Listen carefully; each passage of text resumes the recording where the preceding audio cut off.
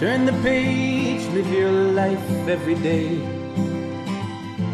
Don't let anybody. Hey, Mike Foster here. Look, it's kind of cool out here. I might have been breaking a sweat. That's pretty cool. But is it good to sweat? Let's talk about when to sweat and when not to sweat. And not just the literal sense of perspiration, but sweating the small stuff. There's a book that was called Don't Sweat the Small Stuff. And you don't know how important that is. There's so many things that can happen in life daily that could get you all, frustrated, anxious, stressed out. You can't sweat it. You can't sweat it. I mean, there's going to be things that are going to be, life-threatening that you need to put some attention to. But worrying and sweating, all the little minute crap that goes on each day, who cares? There's ways to deal with it without sweating. Now, conversely, if it was 95 degrees out here and I was sweating and getting some exercise, that's good. So when to sweat and when not to sweat? When you work out, when you're exercising, it's good to sweat. It means your body is opening up. It means it's releasing the liquid inside of you because it needs to. And then make sure that you fill it back up. Rehydrate. Water's always the best choice. Not wine, Mike. I know. But I like it. So sweating is good. Or is it?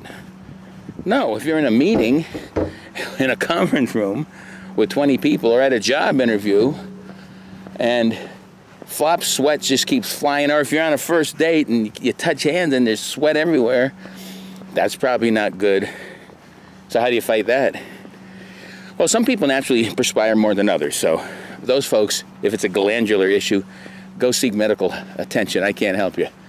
But for most of us, ways to not sweat when you shouldn't sweat: exercise a lot, that way that your body's in better shape, make sure that you're hydrated, and make sure that you're wearing loose, cool clothing, and make sure that you're not sweating the small stuff inside.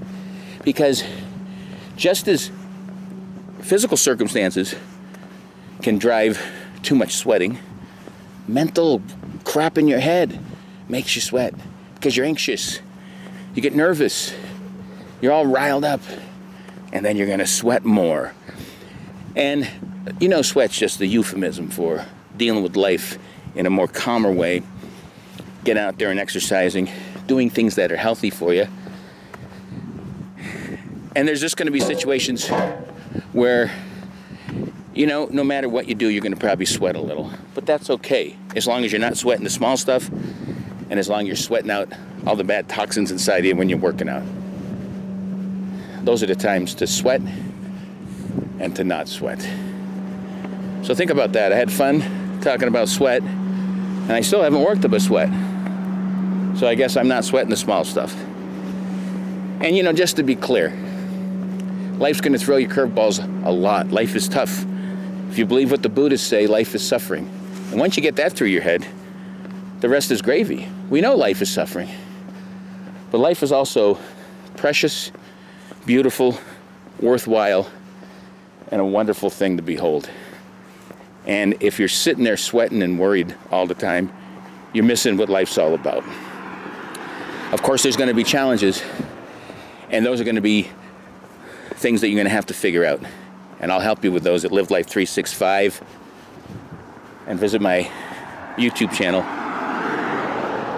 by the same sweaty name. And that's pretty up there. Until next time, peace. Live life